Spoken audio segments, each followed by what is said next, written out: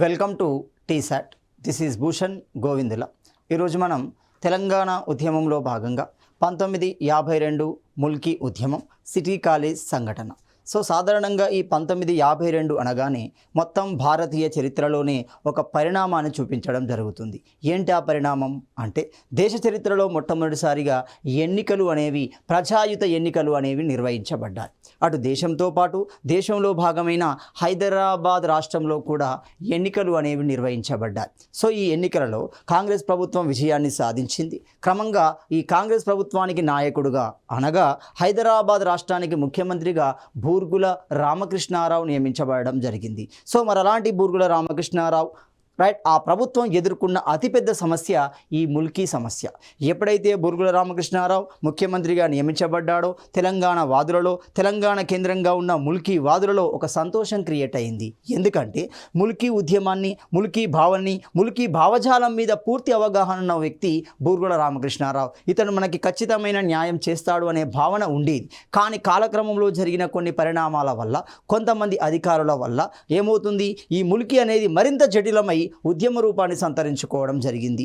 అలాంటి ఉద్యమం మరి ఎక్కడ ప్రారంభమైంది, ఎలా ప్రారంభమైంది, దానికి కారణాలు ఏంటి, దాని యొక్క ప్రస్థానం సిటీ కాలేజ్ రూపంలో, దాని యొక్క ప్రస్థానం అఫ్జల్గంజ్ సంఘటన రూపంలో కొనసాగడం జరుగుతుంది. తద్వారా మనకు ఒక కమిటీ కూడా ఏర్పాటు చేయబడుతుంది. ఏమవుతుంది, ఒక కమిటీ కూడా మనకి న్యాయ విచారణ సంఘం కూడా ఏర్పాటు చేయడం జరుగుతుంది. మరి ఆ నేపథ్యాన్ని మనం గమనించాలి.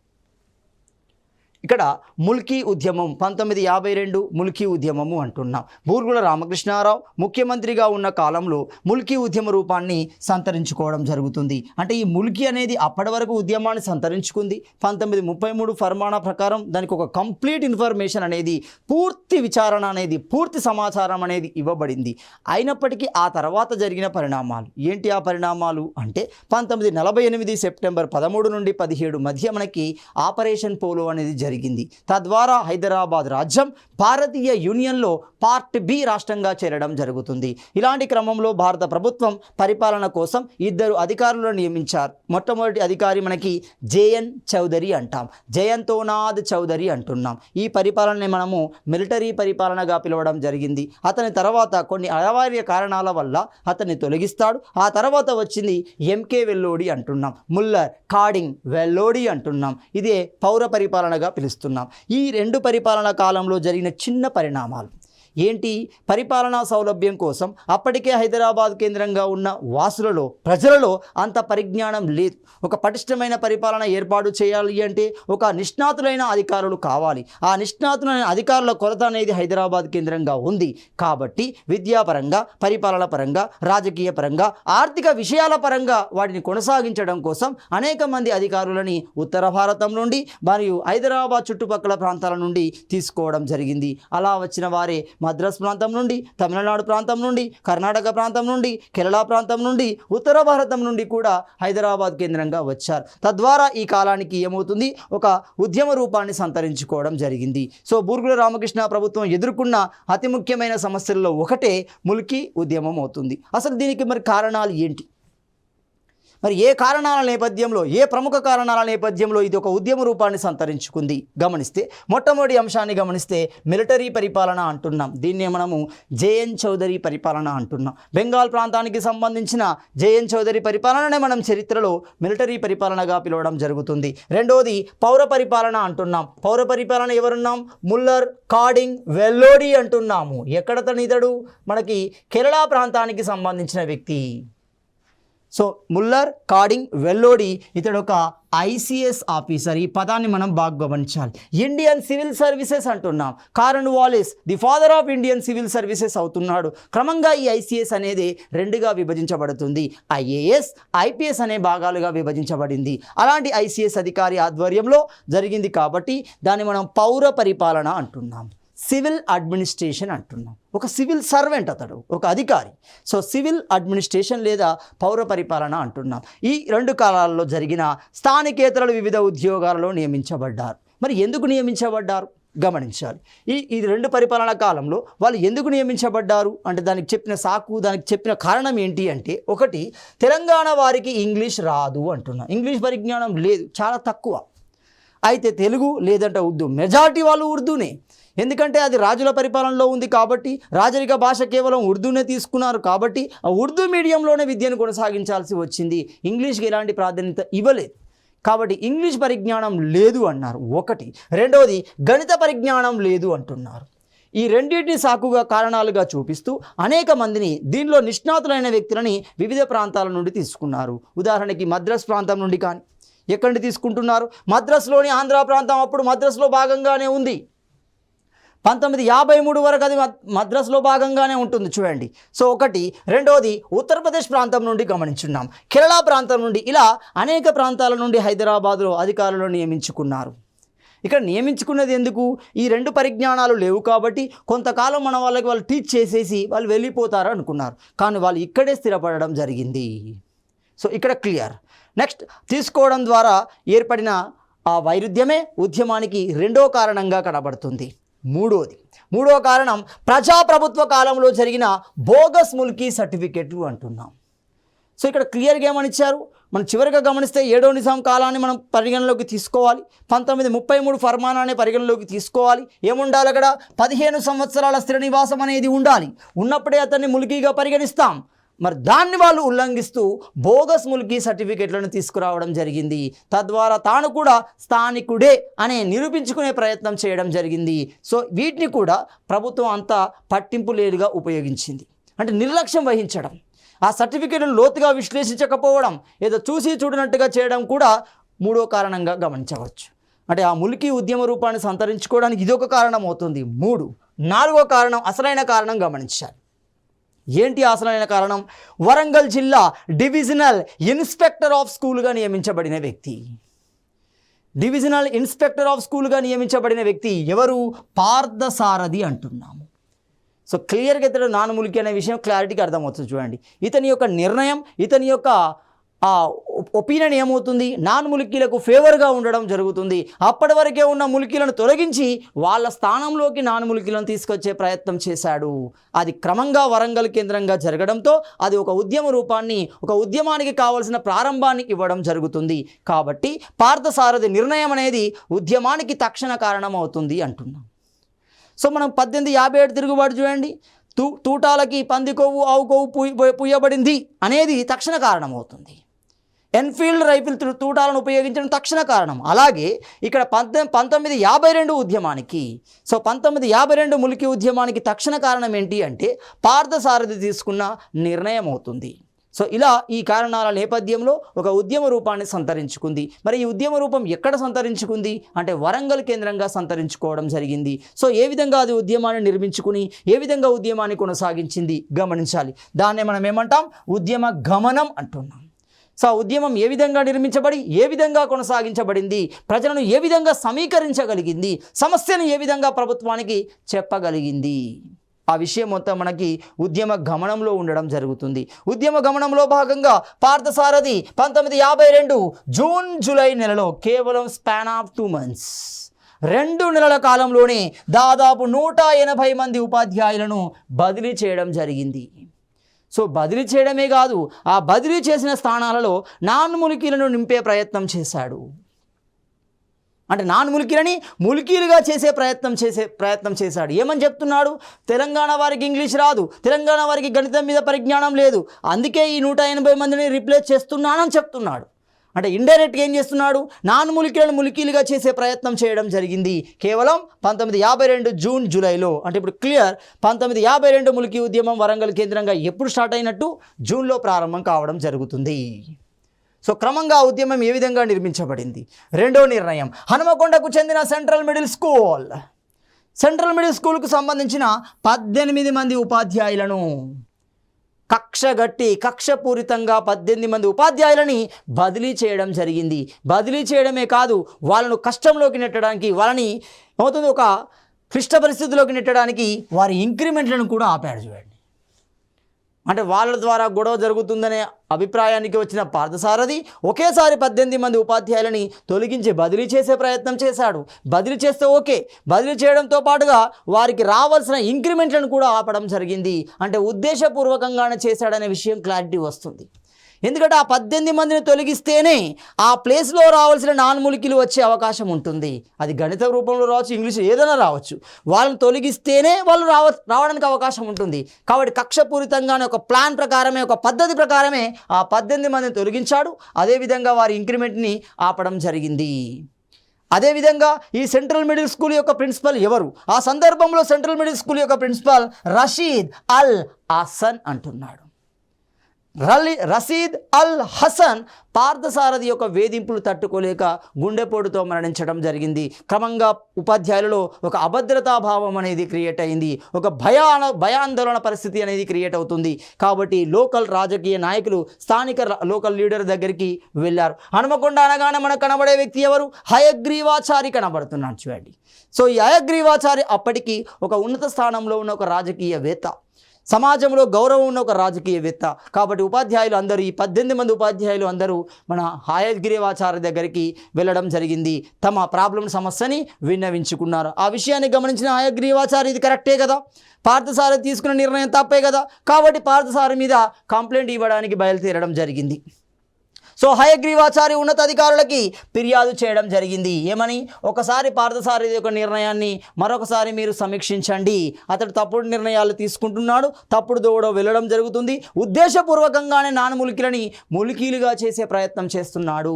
కాబట్టి ప్రభుత్వం కూడా సీరియస్గా తీసుకుంది. ఎందుకంటే ఒక రాజకీయ నాయకుడు, సో ఒక రాజకీయంగా సమస్య వెళ్తుంది అనే విషయాన్ని గమనించిన ప్రభుత్వం ఆ నిర్ణయం తీసుకోవడం జరిగింది. పార్థసారథి యొక్క నిర్ణయం మీద కమిటీని వేయడం జరిగింది. ఆ కమిటీకి అధ్యక్షుడే మనకు ఎవరవుతున్నారు? క్లియర్గా షెండార్కర్ అంటున్నాం చూడండి. డాక్టర్ షెండార్కర్ ఆధ్వర్యంలో ఒక కమిటీ అనేది వరంగల్కు వచ్చింది. వరంగల్ సుబేదారి సందర్భంలో, అంటే సుబేదారికి ఆర్ట్స్ కాలేజ్ పక్కన ఉంటుంది చూడండి సుబేదారి, ఆ సుబేదారి కేంద్రంగా ఉండి ఆ కమిటీ పార్థసారథి మీద వచ్చిన ఆరోపణని పరిష్కరించే ప్రయత్నం చేస్తుంది. వాటిని లోతుగా విశ్లేషించే ప్రయత్నం చేయడం జరిగింది. షెండార్కర్ ఎప్పుడు వచ్చారు? 1952 జూలై 26వ తేదీన వచ్చారు. సో 1952 జూలై 26వ తేదీన ఈ కమిటీ వచ్చిన విషయం ఆ ప్రాంతానికి సంబంధించిన కళాశాలలు ఏమవుతున్నాయి? కళాశాలలు, పాఠశాల విద్యార్థులు మొత్తం ఒక ఐక్య కార్యాచరణ కమిటీని ఏర్పాటు చేసుకున్నారు. అంటే మాకు బోధించే స్థానికులైన ఉపాధ్యాయులను తొలగించడం కరెక్ట్ కాదు, కాబట్టి విద్యార్థులందరూ సమూహమై ఒక ఐక్య కార్యాచరణ కమిటీని ఏర్పాటు చేసుకున్నారు. దాన్ని మనం ఏమంటాం? ఐక్య విద్యార్థి. సో ఐక్య విద్యార్థి కార్యాచరణ కమిటీ అనేది ఏర్పాటు చేయబడింది. ఏ రోజున? జూలై 26నే ఏర్పాటు చేయబడింది. ఇది క్లియర్గా గమనించండి. మనకు పుస్తకాలలో జూలై 28 ఉంది, ఇది కరెక్ట్గా జూలై 26నే ఏర్పాటు చేయబడుతుంది. సో ఐక్య విద్యార్థి కార్యాచరణ కమిటీ అనేది జూలై 26న ఏర్పాటు చేయబడుతుంది. దీనికి కన్వీనర్గా నియమించబడిన వ్యక్తే బుచ్చయ్య అంటున్నాం చూడండి. అంటే జూలై 26వ తేదీన ఐక్య విద్యార్థి కార్యాచరణ కమిటీ ఏర్పడి ఉపాధ్యాయులకు మద్దతుగా ఉండాలి, కమిటీకి తమ విన్నపాలను విన్నవించాలి అని నిర్ణయం తీసుకోవడం జరిగింది. అంతేకాకుండా ఈ ఐక్య కార్యాచరణ కమిటీ ఉద్యమాన్ని నిర్వహించడానికి మొదటగా మనం ముఖ్యమంత్రిని కలుస్తాం. ముఖ్యమంత్రికి ములికీ సమస్య మీద పూర్తి అవగాహన ఉంది, అతను మన ప్రాంతానికి చెందినవాడే, మన సమస్యలు పూర్తిగా అవగాహన ఉన్నవాడే, కాబట్టి మనకు పరిష్కరించగలుగుతాడు అని ఒక మెమోరాండాన్ని రెడీ చేశారు. ఆ మెమోరాండం జూలై 28న ముఖ్యమంత్రికి అందించడం జరిగింది. ములికీ నియమాలను పునఃసమీక్షించాలి, నాన్ ములికీలను తొలగించాలి, ఇలాంటి అంశాలను ప్రస్తావిస్తూ ఒక మెమోరాండాన్ని ఎవరికి? ముఖ్యమంత్రికి అందించడం జరిగింది. ఎవరు? ఈ ఐక్య విద్యార్థి కార్యాచరణ కమిటీకి సంబంధించిన సభ్యులు. సో ఈ కమిటీ 1952లో మరోసారి ఆగస్టు 6న ముఖ్యమంత్రి బూర్గుల రామకృష్ణారావును కలవడం జరిగింది. మరోసారి కలిసి ఇక్కడ అల్టిమేటాన్ని కూడా ఇచ్చేసింది. చెప్పండి క్లియర్గా ఏమని? ములికీ నియమాలు అమలుకు ఒక సబ్ కమిటీని ఏర్పాటు చేయాలి, ఆ ఏర్పాటు విషయాన్ని పత్రికా ప్రకటన ద్వారా తెలియజేయాలి. ఎప్పటి వరకు తెలియజేయాలి? డెడ్ లైన్ కూడా ఇచ్చారు చూడండి, ఆగస్టు 27 సాయంత్రం లోపు. ఒకవేళ ఆగస్టు 27 సాయంత్రం లోపు ఆ సబ్ కమిటీ ఏర్పాటు చేసే విషయాన్ని పత్రికా ప్రకటన ద్వారా తెలియచేయకపోతే మేము సామూహిక ధర్నాకు వెళ్తాము అని చెప్పారు. అంటే అల్టిమేట్ అని క్రియేట్ ఇచ్చారు. ఎందుకంటే జూలై 28 తారీఖు ఇచ్చిన దాని మీద ఎలాంటి రెస్పాన్స్ రాలేదు. అది ప్రభుత్వానికి అందిందా రాలేదని పక్కన పడేస్తే రెస్పాన్స్ రాలేదు ప్రభుత్వం నుండి. కాబట్టి నిర్ణయానికి వచ్చారు, ఉద్యమ కార్యాచరణను ఫిక్స్ చేస్తున్నారు, మరోసారి ముఖ్యమంత్రిని కలుద్దాం, మరోసారి విన్నవిద్దాము అనుకున్నారు. కానీ ఇప్పుడు ఏమని చేశారు, ములికీ సమస్యలపై సబ్ కమిటీ ఏర్పాటు చేయాల్సిందే, లోతుగా విశ్లేషించాల్సిందే, నాన్ ములికీలను నిర్ణయించవలసిందే, వాళ్ళని తొలగించవలసిందే, ఆ ఉద్యోగాలన్నీ ములికీలకు ఇవ్వవలసిందే. సో ఇలాంటి మెమోరాండాన్ని ఏ రోజున ఆగస్టు 6న ముఖ్యమంత్రికి ఇచ్చారు. అందులోనే క్లియర్గా రాశారు, మీరు సబ్ కమిటీ ఏర్పాటు చేస్తున్న విషయాన్ని పత్రికా ప్రకటన ద్వారా ప్రజానికానికి తెలియజేయాలి. ఎప్పటిలోగా? ఆగస్టు 27 లోపు తెలియజేయాలి, లేకుంటే మేము సామూహిక ధర్నాకు వెళ్తాము అన్నారు. బూరుగుల రామకృష్ణరావు కూడా ఆ సమస్యను గుర్తించాడు. ఈ ములికీ సమస్య ఈ రోజుది కాదు, చాలా కాలం నుండి వస్తుంది, ప్రజలకు అన్యాయం జరుగుతుందన్న విషయాన్ని అతడు కూడా గుర్తించాడు. సో గుర్తించి సబ్ కమిటీ ఏర్పాటు చేసే విషయాన్ని కూడా ఆనాటి వరంగల్ కలెక్టర్, ఎవరు ఆనాటి వరంగల్ కలెక్టర్, వరంగల్ ప్రాంతానికి కలెక్టర్గా ఉన్న వ్యక్తి గోవిందరావు దేశపాండే. సో గోవిందరావు దేశపాండేకి తెలియజేయడం జరిగింది. సబ్ కమిటీని మేము ఏర్పాటు చేశాము అని అర్ధరాత్రి అతనికి ఫోన్ చేసి చెప్పాడు. ఆ విషయాన్ని బుచ్చయ్యకు చెప్పండి, ఎందుకంటే 28వ తారీఖు అతడు ఉద్యమాన్ని నిర్వహిస్తానన్నాడు, సమ్మెను నిర్వహిస్తున్నాడు, ఆ విషయాన్ని చెప్పండి అని దేశపాండేకు చెప్పడం జరిగింది. గోవిందరావు దేశపాండే వెళ్ళే వరకే బుచ్చయ్య ఆల్రెడీ నిర్ణయం తీసుకున్నాడు. ఎందుకంటే తెల్లారి ఆగస్టు 28 తారీఖు ఉద్యమం నిర్వహించాలి కాబట్టి కావాల్సిన కార్యాచరణ మొత్తం ఫిక్స్ చేసుకున్నారు. దేశపాండే బుచ్చయ్య దగ్గరికి వెళ్ళి, ముఖ్యమంత్రి గారు స్వయంగా మాకు చెప్పారు, సబ్ కమిటీని ఏర్పాటు చేశామని, మీరు చెప్పింది ఆలస్యమైంది, ఎందుకంటే తెల్లారే మేము ఉద్యమ కార్యాచరణ నిర్వహించాం, దాన్ని ఇప్పటికిప్పుడు ఆపడం కుదరదు. కాబట్టి ఏం చేశారు, క్లియర్గా మనకి ఏమవుతుంది, కార్యాచరణ ప్రకారం ఉద్యమం సమ్మె రూపాన్ని కాకుండా శాంతియుత ర్యాలీగా నిర్వహించబడడం జరిగింది. సో బుచ్చయ్య తెల్లారికి నైట్కి నైటే మళ్ళీ చర్చించి ముఖ్యమంత్రి నుండి సానుకూల నిర్ణయం వచ్చింది, సబ్ కమిటీ ఏర్పాటు చేస్తున్నట్లుగా నిర్ణయం కూడా తీసుకోబడింది. కాబట్టి మనం ఉద్యమాన్ని శాంతియుతంగా, ర్యాలీని శాంతియుతంగా నిర్వహించాలి. సో శాంతియుత ర్యాలీ అనేది నిర్వహించబడడం జరిగింది. సో ఆగస్టు 28, 29వ తేదీల్లో కొంతమంది విద్యార్థులు, మరికొంతమంది విద్యార్థులు ర్యాలీని నిర్వహించారు. ర్యాలీ నిర్వహించిన ఆ విద్యార్థి సమూహం పైన లాఠీ చార్జ్ అనేది జరిగింది. అనేక మంది గాయాల పాలు కావడం జరిగింది. ఈ విషయం తెలంగాణ ప్రాంతం మొత్తం ఒక దావాణంలో తొందరగానే వ్యాప్తి చెందడం జరిగింది. విద్యార్థులపై లాఠీచార్జ్ జరగడంతో అనేక మంది విద్యార్థి సంఘాలు, అనేక మంది నాయకులు, అనేక మంది ప్రజానాయకులు దానికి మద్దతు తెలపడం జరిగింది, వారికి సంఘీభావాన్ని తెలపడం జరిగింది. సో మొత్తంగా ఆగస్టు 28, 29వ తేదీలో జరిగిన సంఘటన వలన విద్యార్థుల లాఠీచార్జి మీద అనేక ర్యాలీలు అనేవి రాష్ట్ర వ్యాప్తంగా కొనసాగడం జరుగుతుంది. తెలంగాణ నలుమూలలో అంటే హైదరాబాద్, మహబూబ్ నగర్, ఇల్లందు, ఖమ్మం, వరంగల్ వంటి అనేక ప్రాంతాలలో వీరికి మద్దతుగా, వీరికి సంఘీభావాన్ని తెలియజేస్తూ వాళ్ళు ర్యాలీలు కూడా నిర్వహించడం జరిగింది. సో క్లియర్గా గమనిస్తే ఆ ర్యాలీలు నిర్వహించే క్రమంలోనే ఆగస్టు 27న ములికీ సమస్యపై బహిరంగ సభని, సో ఆగస్టు 27 డెడ్లైన్ ఇచ్చాడు కదా, అదే రోజున బహిరంగ సభను కూడా నిర్వహించారు. ఎవరు? సికింద్రాబాద్ మేయర్ ఎవరు? డాక్టర్ తిమ్మరాజు సికింద్రాబాద్ కేంద్రంగా బహిరంగ సభను నిర్వహించి ములికీ సమస్యలు ప్రస్తావించడం జరిగింది. విద్యార్థి ఉద్యమానికి తన సంఘీభావాన్ని, తన మద్దతును ప్రకటించడం జరిగింది. దీంతో మరింత ఉత్సాహం విద్యార్థులు కలిగింది. క్రమంగా హైదరాబాద్ కేంద్రంగా ఉద్యమ కార్యాచరణ అనేది నిర్మించబడింది. సో ఆ ఉద్యమ కార్యాచరణలో భాగంగానే ఆగస్టు 31వ తేదీన సైఫాబాద్ కాలేజీ నుండి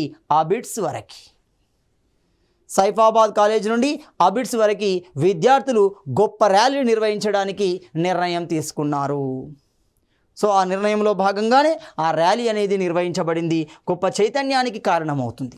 తెలంగాణ ప్రజానికంలో ములికీ సమస్య మళ్ళీ ప్రస్తావనకు వచ్చింది, మళ్ళీ చర్చకు రావడం జరిగింది. చాలామంది తెలంగాణ ప్రజానికం అసలు ఈ ములికీ ఏంటి, ములికీలో అంశం ఏంటి, ములికీ యొక్క లోతైన విశ్లేషణ కోసం అందరూ ఆసక్తి చూపించారు.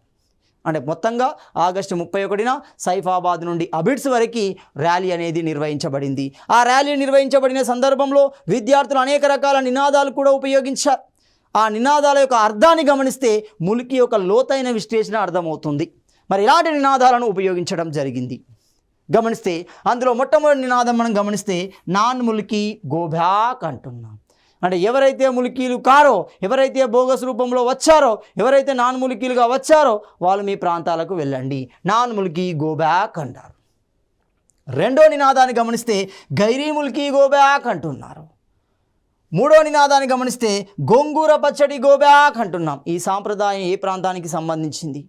సో ఆ గోంగూర పచ్చడి గో బ్యాక్, ఆ సాంప్రదాయాన్ని కలిగిన వ్యక్తులు మీరు నాన్ముల్కీలే, మీ ప్రాంతానికి మీరు వెళ్ళండి. సో గోంగూర పచ్చడి గో బ్యాక్ అంటున్నారు మూడో నినాదం. నాలుగో నినాదాన్ని గమనిస్తే ముల్కీ జిందాబాద్. సో ఈ ఉద్యమం యొక్క లక్ష్యం ఏంటి? ఈ ఉద్యమం యొక్క ప్రధాన డిమాండ్ ఏంటిది? ముల్కీలకు న్యాయం జరగాలి అంటే నాన్ ముల్కీలను పంపించాలి. సో ముల్కీ జిందాబాద్ అంటున్నారు. 4. 5 ఇడ్లీ సాంబార్ గో బ్యాక్. ఈ సాంప్రదాయం తెలంగాణ సాంప్రదాయం కాదు, హైదరాబాదీ సాంప్రదాయం కాదు, ఇది కొత్త సాంప్రదాయం. కొత్త వారు ఇక్కడ ప్రవేశపెట్టడం జరిగింది. అంటే వాళ్ళు ఏమవుతారు? నాన్ ముల్కీలు అవుతారు. కాబట్టి ఇడ్లీ సాంబార్ గో బ్యాక్ అంటున్నారు. నెక్స్ట్ నినాదాన్ని గమనిస్తే స్టూడెంట్ యూనియన్ జిందాబాద్ అంటున్నాం. ఎందుకంటే ఈ ఉద్యమాన్ని, ఈ ముల్కీ సమస్యని ప్రస్తావించింది ఎవరు?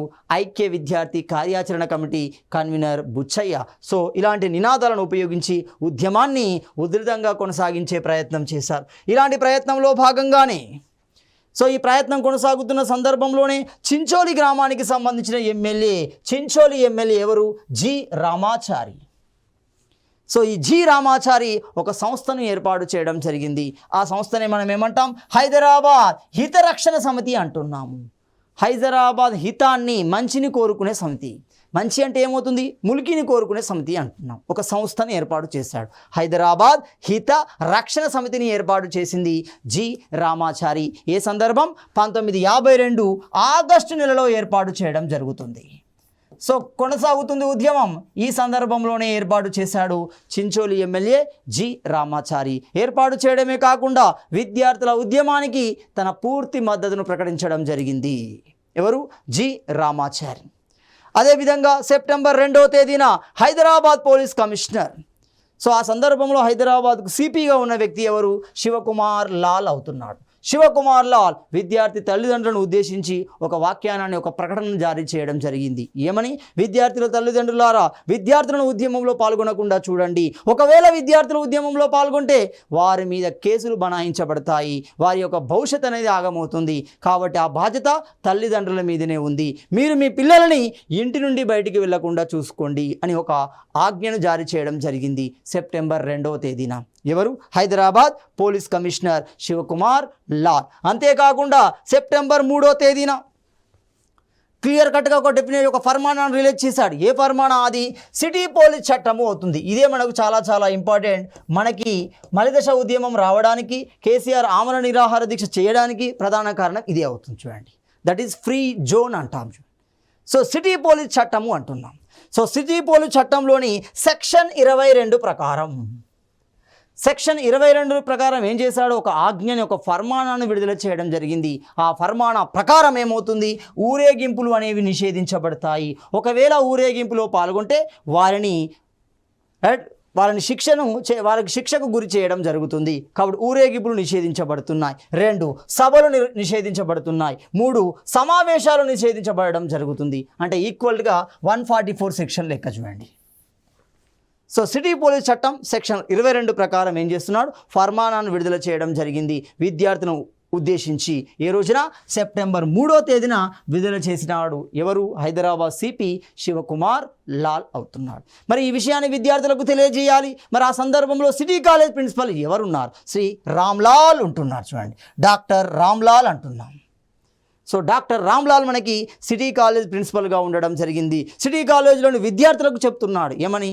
విద్యార్థులారా, మీకు హైదరాబాద్ సిపి కమిషనర్ క్లియర్ కట్గా ఒక ఫర్మానా జారీ చేశాడు. ఒకవేళ మీరు ఉద్యమంలో కానీ, ర్యాలీలో కానీ, సమావేశాల్లో కానీ పాల్గొంటే మీ మీద శిక్ష బనాయించడం జరుగుతుంది, మీ మీద కేసులు బనాయించడం జరుగుతుంది, తద్వారా మీ యొక్క భవిష్యత్ అనేది ఆగమవుతుంది అని చెప్పే ప్రయత్నం చేశాడు. కానీ విద్యార్థులు వినలేదు. విద్యార్థులు అప్పటికే నిర్ణయం తీసుకున్నాడు.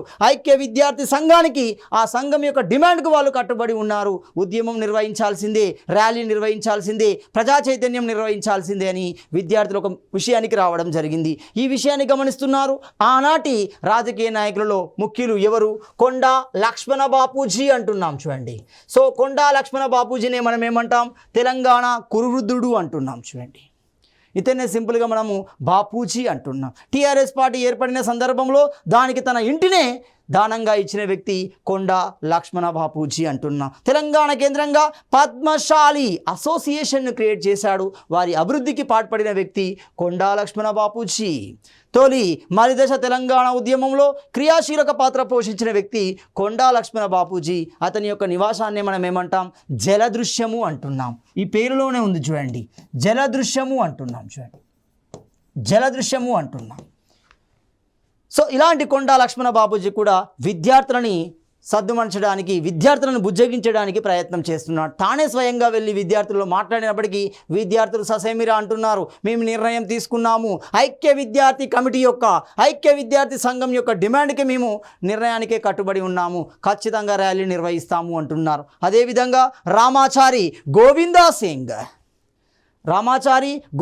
సింగ్, మహాదేవ్ సింగ్, కార్మిక నాయకుడు మహాదేవ్ సింగ్, ఇలాంటి వ్యక్తులు కూడా విద్యార్థులను బుజ్జగించే ప్రయత్నం చేశారు. విద్యార్థులారా, మీరు ఉద్యమానికి వెళ్ళకండి, మేము స్వయంగా ప్రభుత్వంతో మాట్లాడతాము, మీకు అనుకూలమైన నిర్ణయం వచ్చేటట్టుగా మేము ప్రయత్నిస్తాము అని చెప్పారు. కానీ మీ మీద మాకు ఎలాంటి నమ్మకం లేదు, ఎందుకంటే అన్ని సమస్యలు తెలిసిన వ్యక్తే ముఖ్యమంత్రిగా అయ్యాడు, అలాంటి వ్యక్తే ఇలాంటి విషయాలు పట్టించుకోవడం లేదు, కాబట్టి మేము నిర్ణయం తీసుకున్నాము, మేము ఉద్యమం నిర్వహించాల్సిందే, ర్యాలీ నిర్వహించాల్సిందే అని విద్యార్థులు ప్రయత్నం చేయడం జరిగింది. ఆ ప్రయత్నంలో భాగంగా జరిగింది సిటీ కాలేజ్ సంఘటన. ఇంతమంది బుజ్జగించినప్పటికీ విద్యార్థులు నిర్ణయం తీసుకున్నారు, ర్యాలీ నిర్వహించారు. అలాంటి ర్యాలీ ఎక్కడ నిర్వహించబడింది? సెప్టెంబర్ 3వ తేదీన. శివకుమార్ లాల్ ఫర్మాన్ను వ్యతిరేకిస్తూ, రాజకీయ నాయకుల బుజ్జగింపులను వ్యతిరేకిస్తూ విద్యార్థులు సిటీ కాలేజ్ పత్తర్ అంటే రాయి అవుతుంది చూడండి, దాన్ని మనము గ్రాండ్ ట్రంక్ రోడ్ అంటాం చూడండి, అంటే తారు వేయబడిన రోడ్డును మనం ఏమంటాం? గ్రాండ్ ట్రంక్ రోడ్ అంటాం. సో సిటీ కాలేజ్ పత్తర్ఘాట్ సమీపంలో విద్యార్థులు ర్యాలీ నిర్వహిస్తున్నారు. శాంతియుతమైన ర్యాలీ నిర్వహించడం జరుగుతుంది. ఆ ర్యాలీని అడ్డుకోవడానికి పోలీసులు ప్రయత్నించారు. ఈ ప్రయత్నంలో భాగంగా అటు పోలీసులకి, ఇటు విద్యార్థులకి, ఇటు పోలీసులకి, ఇటు రాజకీయ నాయకులకి, ఈ విద్యార్థులకు మధ్య సంఘర్షణ వాతావరణం ఏర్పడింది. ఆ సంఘర్షణ వాతావరణంలో భాగంగా విద్యార్థులు పోలీసుల మీద రాళ్ళు విసిరడం, పోలీసులు విద్యార్థుల మీద లాఠీ చార్జ్తో పాటుగా బాష్పవాయువులు ఉపయోగించారు, కాల్పులను ఉపయోగించడం జరిగింది. తద్వారా అది ఒక రణరంగంగా మారిపోయింది. అదే మనకు చరిత్రలో సిటీ కాలేజ్ సంఘటనగా పిలువబడుతుంది. సో ఈ సిటీ కాలేజ్ సంఘటనకు సంబంధించి ఖచ్చితమైన వివరణ లేదు. ఇక్కడ క్లియర్గా గమనించండి. ఖచ్చితంగా 147 మంది చనిపోయారంటే, దెబ్బలు తాకినాయంటే కాదు, 4 చనిపోయారంటే కాదు, ఆ రోజు చనిపోలే వాళ్ళు. ఆ లాఠీ చార్జ్ తీవ్రత వల్ల, ఆ బుల్లెట్ల తీవ్రత వల్ల 2 రోజుల తర్వాత మరణించారు చూడండి. అంటే మొత్తంగా మనకున్న సమాచారం ప్రకారం గమనిస్తే ఈ కాల్పులలో దాదాపుగా 147 మంది తీవ్రంగా గాయపడడం జరిగింది. దాదాపు 3 నుండి 4 వ్యక్తులు మరణిస్తున్నారు. ఆ మరణించిన వ్యక్తులు ఎవరు? విద్యార్థులు కారు. ఇది క్లియర్. అంటే సాధారణ కార్మిక వర్గాలకు సంబంధించిన వ్యక్తి, చిన్న చిన్న ఉద్యోగాలు చేసుకునే వ్యక్తులు కూడా ఇందులో పాలు పంచుకున్నారు. అంటే చూడండి, ముల్కీ సమస్య ఎంత ప్రజానికాన్ని ప్రభావితం చేసిందో. ఒక రిక్షా కార్మికుడు, ఒక ఆటో వాలా, అలాంటి వ్యక్తులు కూడా ఇందులో పాలు పంచుకున్నారు. ఆ చనిపోయిన వ్యక్తుల్లో వాళ్ళు కూడా కనబడతారు మనకి. సో దీన్ని మనం చరిత్రలో ఏమంటున్నాం? సిటీ కాలేజ్ సంఘటన అంటున్నాం. అంటే ఇప్పుడు సిటీ కాలేజ్ సంఘటన అంటే ఎప్పుడు? 1952 సెప్టెంబర్ 3వ తేదీన. ఇలా మనకు సిటీ కాలేజ్ సంఘటన అనేది చరిత్రలోకి రావడం జరుగుతుంది. సెప్టెంబర్ 4వ తేదీన అఫ్జల్గంజ్ వద్ద కూడా విద్యార్థులు ర్యాలీ నిర్వహించారు. ఈ ర్యాలీ నేపథ్యంలో ఇటు విద్యార్థులకి, అటు పోలీసు వర్గాలకు మధ్య ఘర్షణ వాతావరణం ఏర్పడింది. క్రమంగా పోలీసులు లాఠీ చార్జ్తో పాటు మళ్ళీ మరోసారి పోలీస్ కాల్పులు నిర్వహించడం జరిగింది. ఇదే మనకు చరిత్రలో అఫ్జల్గంజ్ సంఘటన అంటున్నాం. సో ఈ అఫ్జల్గంజ్ సంఘటనలో దాదాపుగా 4 మరణించినట్టుగా మనకు సమాచారం ఉంది. ఖచ్చితంగా 4 చనిపోయారని చెప్పలేవు. సో మనకి 4 మరణించారు మనకు అఫ్జల్గంజ్ సంఘటనలో. అంటే మొత్తంగా ఈ 2 సంఘటనలు, అంటే సిటీ కాలేజ్ సంఘటన, 2 అఫ్జల్గంజ్ సంఘటనలో మరణించిన వారిని గమనిస్తే, ఒకరు మహమ్మద్ కాసిం, 2వ వ్యక్తి షేక్ మెహబూబ్, 3వ వ్యక్తి జమాలుద్దీన్, 4వ వ్యక్తి రాములు, 5వ వ్యక్తి మహమ్మద్ ఖాన్. వీళ్ళు సాధారణ కార్మికులు. సో కార్మిక వర్గానికి సంబంధించి చిన్న చిన్న ఉద్యోగాలు చేసుకునే వ్యక్తులు కూడా ఆ తుపాకీ తూటాలకి బలి కావడం జరిగింది. ఏ సందర్భంలో? అటు అఫ్జల్గంజ్ సంఘటన, ఇటు సిటీ కాలేజ్ సంఘటన. సిటీ కాలేజ్ సంఘటన అనగానే సెప్టెంబర్ 3, 1952. అఫ్జల్గంజ్ సంఘటన అనగానే 1952 సెప్టెంబర్ 4వ తేదీన. క్లియర్? ఇది మనకు జరుగుతుంది. ఎప్పుడైతే ఈ సంఘటన జరుగుతుందో అదే సందర్భంలో మనకి ఫతే మైదాన్ సభ అనేది నిర్వహించబడుతుంది. ఫతే మైదాన్ బహిరంగ సభ అనేది నిర్వహించబడింది. సో ఈ సభకు అనేక మంది నాయకులు, ప్రతిపక్ష నాయకులు, రాజకీయ నాయకులు, రైట్, ప్రజాస్వామ్యానికి సంబంధించిన వ్యక్తులు కూడా పాలు పంచుకోవడం జరిగింది. మరి అలాంటి ప్రతిపక్ష నాయకుడు ఎవరు? విడి దేశపాండే. 1952 మొట్టమొదటిసారి హైదరాబాద్ ప్రభుత్వంలో ప్రతిపక్ష పార్టీకి నాయకుడు ఎవరు అంటే విడి దేశపాండే.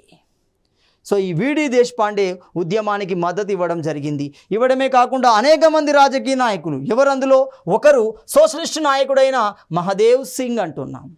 సోషలిస్ట్ నాయకుడు మహదేవ్ సింగ్ అంటున్నాం. రెండవ వ్యక్తి జయసూర్య నాయుడు అంటున్నాం. మూడోది పద్మజా నాయుడు అంటున్నాం, సరోజిని నాయుడు కూతురు. పద్మజా నాయుడు, జయసూర్య నాయుడు, వెంకటస్వామి, ఇలాంటి రాజకీయ నాయకులు కూడా విద్యార్థులకు మద్దతు తెలిపారు. స్వయంగా ఫతే మైదాన్ బహిరంగ సభకి హాజరు కావడం జరిగింది. ఖచ్చితంగా ఉద్యమాన్ని ఉధృతం చేయవలసిందే, ప్రభుత్వం మీద ఒత్తిడి పెంచవలసిందే. ఎప్పటి వరకు పెంచాలి? ముల్కీ సమస్యకి శాశ్వత పరిష్కారాన్ని ప్రభుత్వం చూపించాలి. ఏ రూపంలో చూపించగలుగుతుంది? సబ్ కమిటీని ఏర్పాటు చేస్తేనే ఆ డిమాండ్ అనేది నెరవేరుతుంది. కాబట్టి సబ్ కమిటీ ఏర్పాటు చేయవలసిందే. అప్పటి వరకు ప్రభుత్వం మీద ఒత్తిడి పెంచవలసిందే. ఆ పెంచే కార్యక్రమం చేయడం జరుగుతుంది. ఈ పెంచే కార్యక్రమంలో భాగంగానే సెప్టెంబర్ 5 అంటున్నాం. సెప్టెంబర్ 5 ముఖ్యమంత్రి బూర్గుల రామకృష్ణారావు శ్రీకృష్ణదేవరాయ భాషా నిలయానికి సంబంధించి ఎప్పుడు ఏర్పడింది? ఇది 1901లో సుల్తాన్ బజార్ కేంద్రంగా ఏర్పాటు చేయబడింది. రైట్, ఈ సుల్తాన్ బజార్ కేంద్రంగా గ్రంథాలయ ఉద్యమాలలో భాగంగా ఏర్పడిన మొదటి గ్రంథాలయంగా మనం భావించవచ్చు.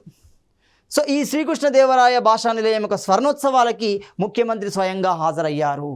సో ముఖ్యమంత్రి హాజరైన విషయం విద్యార్థులకు తెలిసింది. క్రమంగా అతని కాన్వాయ్ మీద దాడి చేయడం జరిగింది. పెట్రోల్తో కూడా దాన్ని కాల్చే ప్రయత్నం కూడా చేశారు.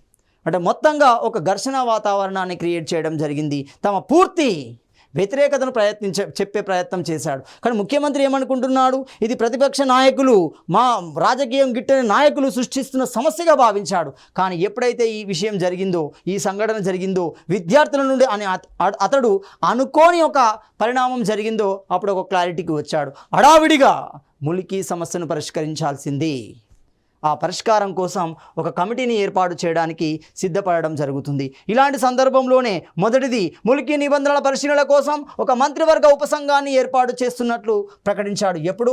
1952 సెప్టెంబర్ 7వ తేదీన.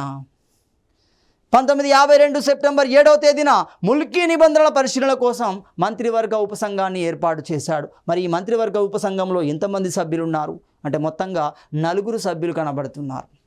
మరి ఎవరు ఆ 4 సభ్యులు? అందులో మొట్టమొదటి వ్యక్తి కేవీ రంగారెడ్డి. తెలంగాణ ప్రాంతానికి సంబంధించిన ముఖ్యమైన నాయకులలో, రాజకీయ నాయకులలో, బలమైన రాజకీయ నాయకులలో కేవీ రంగారెడ్డి ఒకరు. 2 డాక్టర్ మేల్కోటి అంటున్నాం. పూల్చంద్ ప్రేమ్చంద్ గాంధీ అంటున్నాం. 4 నవాజ్ జంగ్ అంటున్నాం.